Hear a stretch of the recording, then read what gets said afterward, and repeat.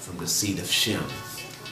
We can obviously see that the Lord found favor with the heart of Abraham and blessed him, making him the father of many nations. The seed of Shem and the seed of Ham was always closely intertwined, being always closely geographically located next to one another under the same African sun.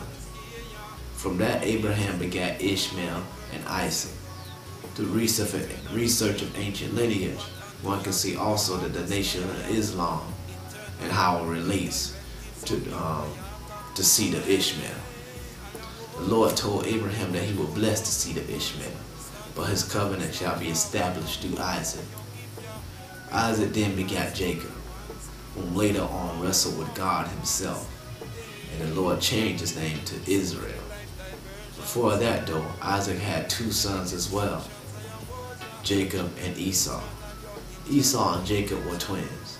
Esau came out first with the characteristics of a red and hairy person. Jacob came out second, and his characteristics were that of a darker skinned, smooth skinned person. The Lord told their mother that the elder shall serve the younger. This is a key point as well. Through the tradition of man, it is usually the first or older son that's supposed to get the blessings of the father, to carry on the leadership of the family.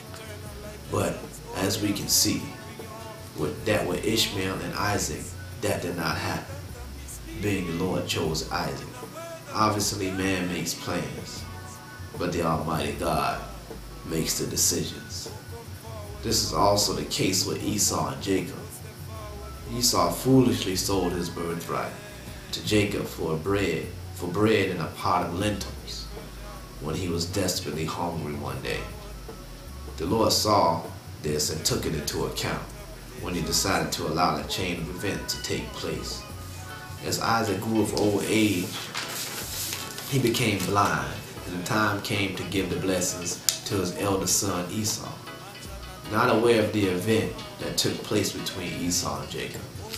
Their mother Rebekah found more favor with Jacob's heart, and as Isaac called for Esau to go and fetch him his last meal, for his death was near, Rebekah told Jacob of his father's command.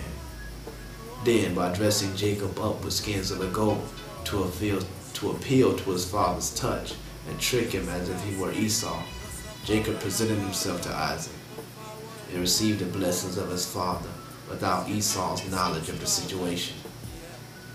This was obviously supposed to happen, being the Lord allowed it to, and the selling of the birthright, which the Lord saw as well.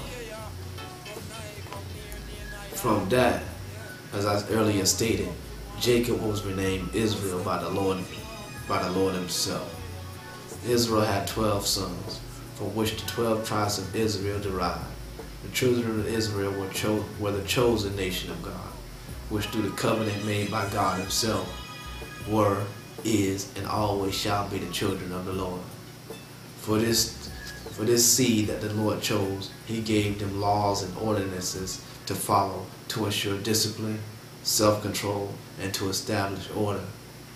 As we all know, must be established in the forming of a nation.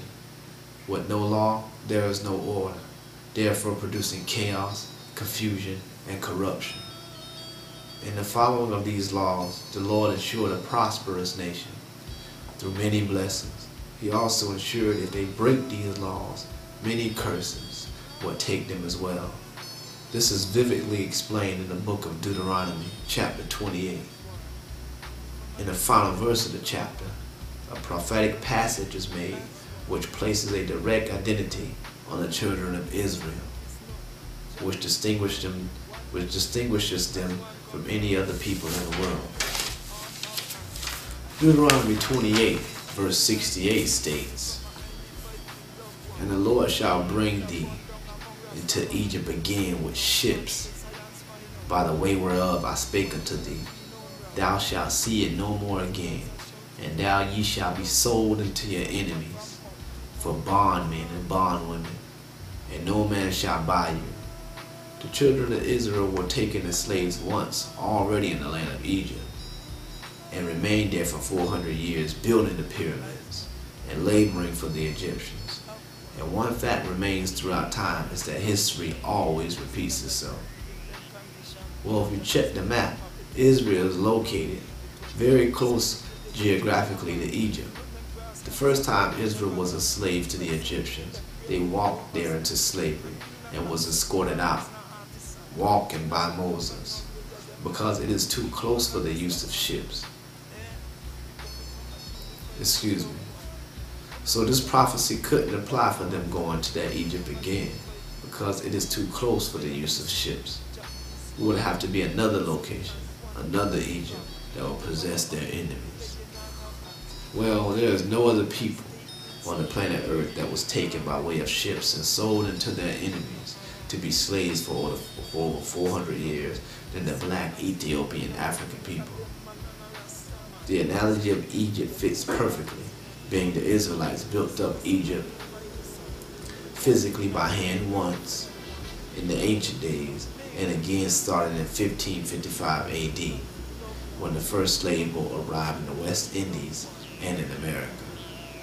The black Israelite slaves built up America physically, blood, sweat, and tears, and have been here ever since, fulfilling the prophecy of, "Thou shalt see it no more again," which we haven't seen our homeland of Africa ever since. Sold unto our enemies, the European colonizers, for bondmen and bondwomen. The final breakdown of the prophecy, "and no man shall buy you," means after all of your slavery and laboring, no man or race on earth shall buy you back from your enemies to return to your home. None. It will take the Lord himself to redeem us without money, to return us to our original state of his children, and return us to our own land to live in order and royalty as once before. Because remember, what goes around comes around. And as it was in the beginning, so shall it be in the end. As God himself is the Alpha and Omega, we are also the same in one. As it is proven through life, we and only we are the children of Israel, the chosen and peculiar people of God. This is why the whole world sat back and watched our captivity and bondage from 1555 up to the present moment in time. These facts were purposely kept from us, so we would never know our true identity, therefore giving us no sense of who we are. And if you don't know who you are, you will never know where you're going. This is the sense of confusion black people are currently in today. No idea of our true identity, we find ourselves constantly trying to be someone we are not, which makes us afraid of our true selves and the responsibility that comes along with it. Everyone in the world wants to be black, but us.